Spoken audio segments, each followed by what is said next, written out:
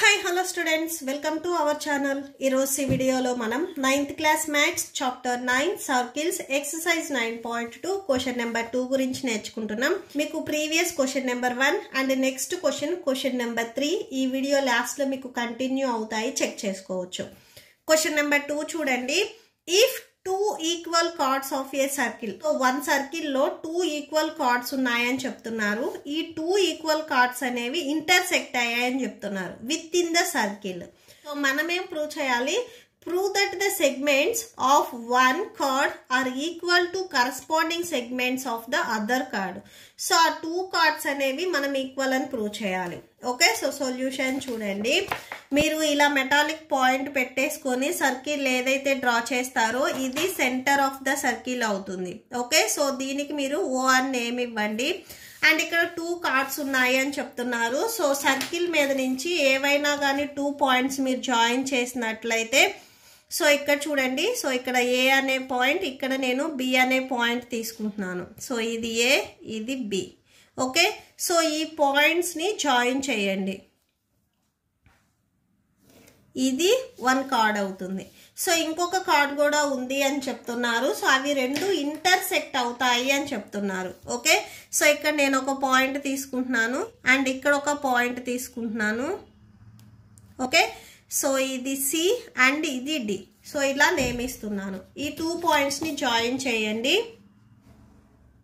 So ఇక్కడ మీరు observe చేసినట్లయితే ఏబి అనేది ఒక కార్డ్, సిడి అనేది ఒక కార్డ్. ఇట్లా 2 కార్డ్స్ ఉన్నాయి అని చెప్తున్నారు. ఈ 2 కార్డ్స్ అనేవి ఇక్కడ ఇంటర్సెక్ట్ అయ్యాయి. సో ఇక్కడ ఎక్కడైతే ఇంటర్సెక్ట్ అయ్యాయో సో దీనికి ఒక నేమ్ ఇవ్వండి. ఇక్కడ నేను ఈ అని నేమ్ ఇస్తున్నాను.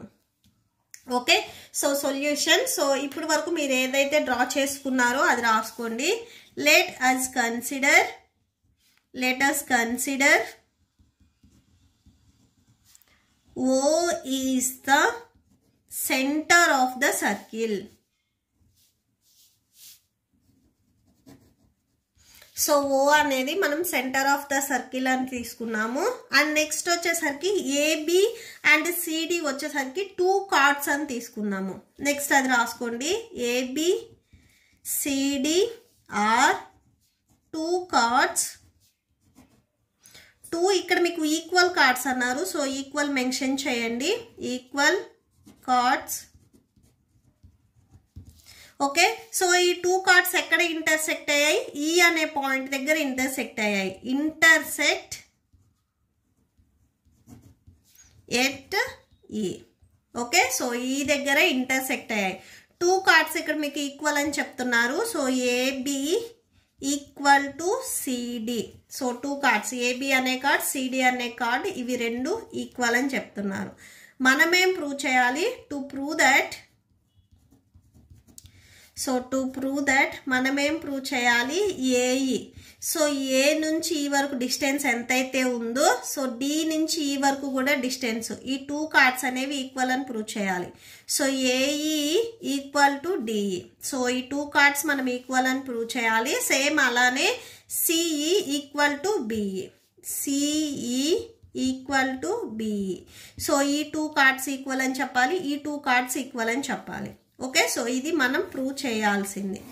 ఇక్కడ నేను ఏం చేస్తున్నానంటే సెంటర్ పాయింట్ నుంచి ఈ ఏబి లైన్ ఉంది కదా, ఈ కార్డ్ మీదకి ఒక లైన్ ని డ్రా చేస్తున్నాను.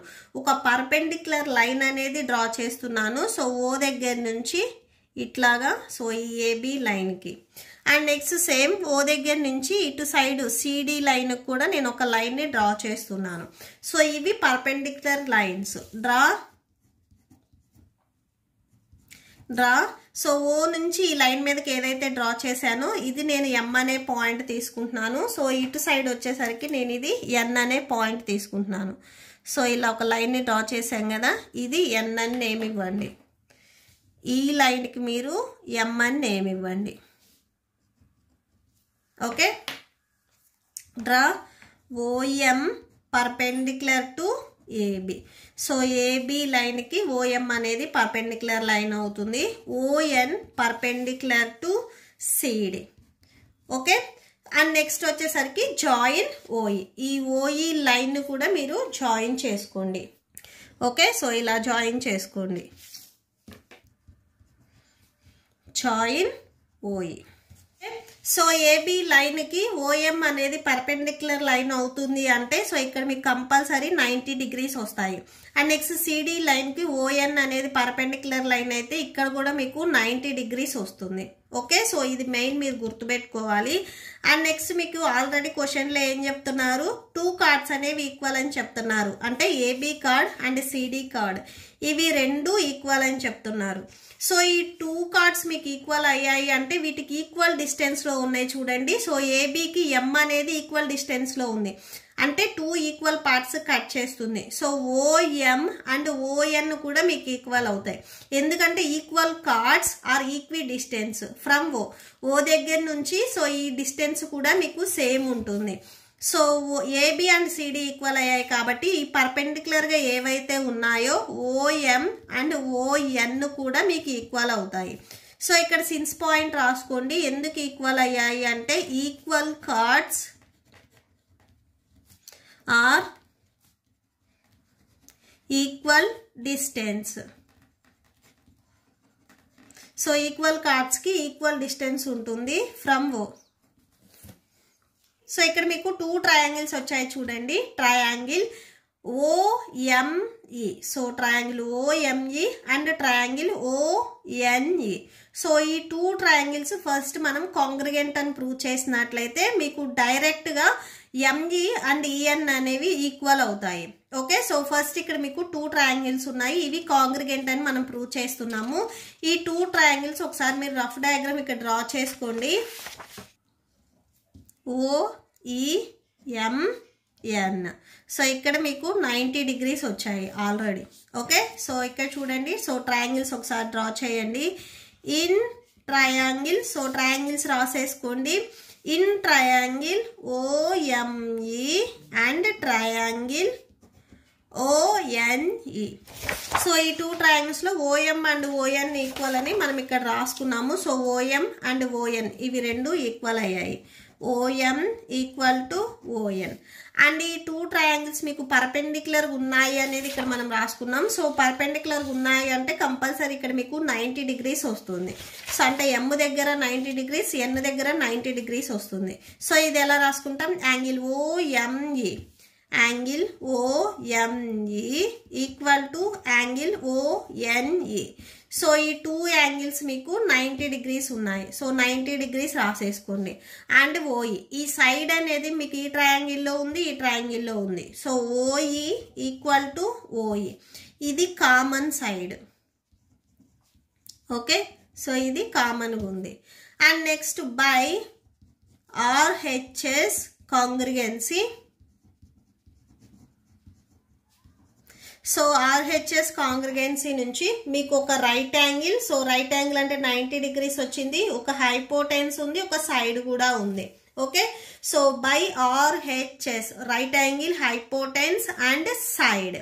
సో కాంగ్రిగెన్స్ నుంచి ఈ 2 ట్రయాంగిల్స్ అనేవి మీకు కాంగ్రిగెంట్ అవుతాయి. Triangle OME congruent to triangle ONE. So ఈ 2 ట్రయాంగిల్స్ కాంగ్రిగెంట్ అయ్యాయి. ఈ 2 ట్రయాంగిల్స్ కాంగ్రిగెంట్ అయ్యాయి అంటే దీంట్లో ఉండే కరెస్పాండింగ్ సైడ్స్ యాంగిల్స్ అన్ని ఈక్వల్ అవుతాయి. సో బై సిపిసిటి నుంచి by CPCT ME equal to EN. So ME equal to EN. CPCT నుంచి ఈ 2 సైడ్స్ అనేవి మీకు ఈక్వల్ అయ్యాయి. ఓకే, సో ఇక్కడ దీనికి మీరు ఈక్వేషన్ నెంబర్ 1 ఇవ్వండి. సో ఈక్వేషన్ నెంబర్ 1కి ఏం చేస్తారంటే బోత్ సైడ్స్ ఏఎం అనేది యాడ్ చేయండి. Adding AM on both sides. So both sides AM అనేది యాడ్ చేసినట్లయితే so AM plus ME.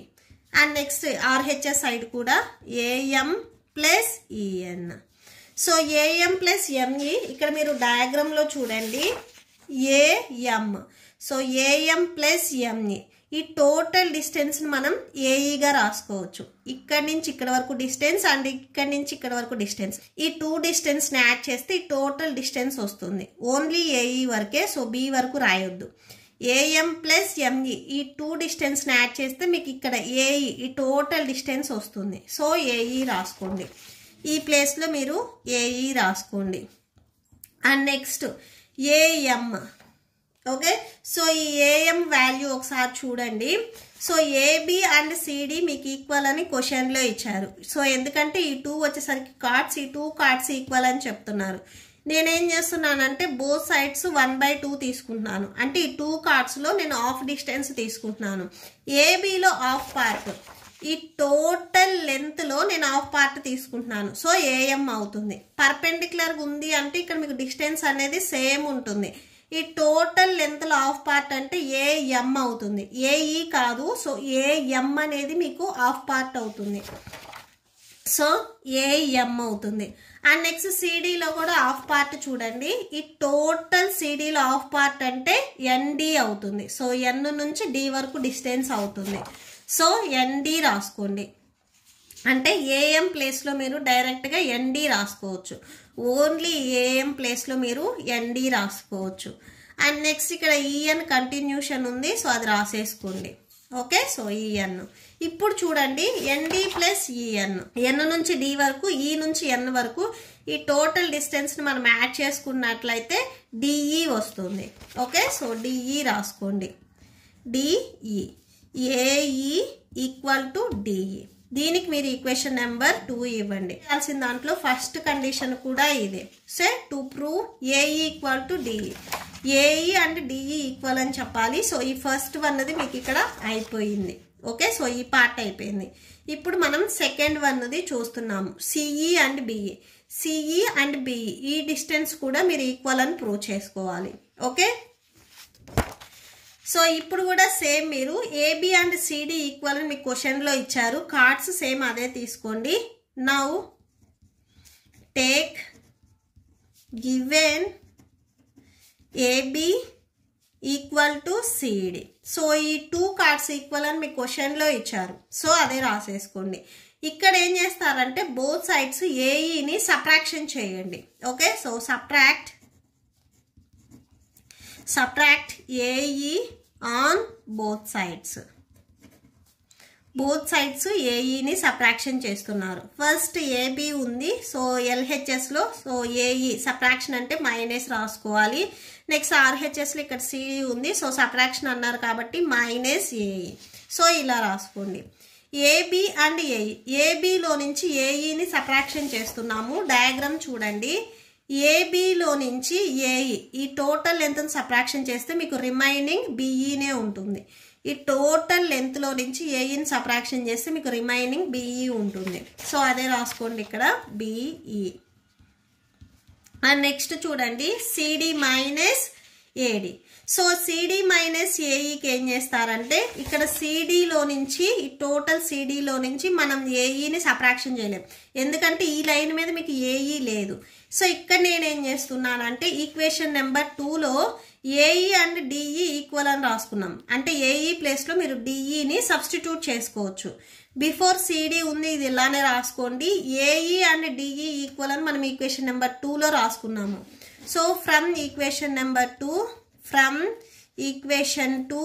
AE and DE ఇవి రెండు ఈక్వల్ కాబట్టి సో ఏఈ ప్లేస్లో నేను డిఈ రాసుకుంటున్నాను. సో డిఈ రాసేసుకోండి. సిడిలో నుంచి ఇప్పుడు డిఈని మీరు సబ్ట్రాక్షన్ చేయండి.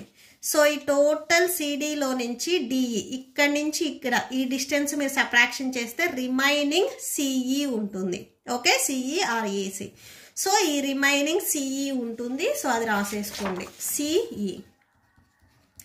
అండ్ నెక్స్ట్ ఇక్కడ బిఫోర్ మీకు బిఈ ఉంది. సో ఇది కూడా అలానే రాసేసుకోండి. ఓకే, సో దీనికి మీరు ఈక్వేషన్ నెంబర్ 3 ఇవ్వండి. మీరు ప్రూవ్ చేయాల్సింది కూడా ఇదే. సో మీరు ఇక్కడ చూడండి సెకండ్ పాయింట్లో సిఈ అండ్ బిఈ ఈక్వల్ అని చెప్పాలి. సో ఇక్కడ సిఈ అండ్ బిఈ రెండు ఈక్వల్ అయ్యాయి. So BE equal to CE అన్న, సిఈ ఈక్వల్ టు బిఈ అన్న రెండు ఒకటే. సో ఇక్కడ రాసేసుకోండి ఫైనల్గా from 2 and 3 equation number 2 and 3 నుంచి ఈక్వేషన్ నెంబర్ 2లో మీకు ఏమొచ్చింది, ఏఈ అండ్ డిఈ ఈక్వల్ అయ్యాయి. ఈక్వేషన్ నెంబర్ 3లో సిఈ అండ్ బిఈ ఈక్వల్ అయ్యాయి. CE equal to BE. Okay, so that's it. Hence proved అని రాసేసుకోండి. Hence proved. Okay, so that's it. ఈ ప్రాబ్లంతో మీకు ఈ వీడియో కంప్లీట్ అయింది. మీకు ఈ వీడియో నచ్చితే ప్లీజ్ లైక్ చేయండి, మీ ఫ్రెండ్స్కి షేర్ చేయండి అండ్ మన ఛానల్ని సబ్స్క్రైబ్ చేసుకోండి. ఇప్పుడు నేను చెప్పిన ఈ ప్రాబ్లంకి మీకు నోట్స్ డిస్ప్లే అవుతుంది, చెక్ చేసుకోవచ్చు. Thank you and thanks for watching.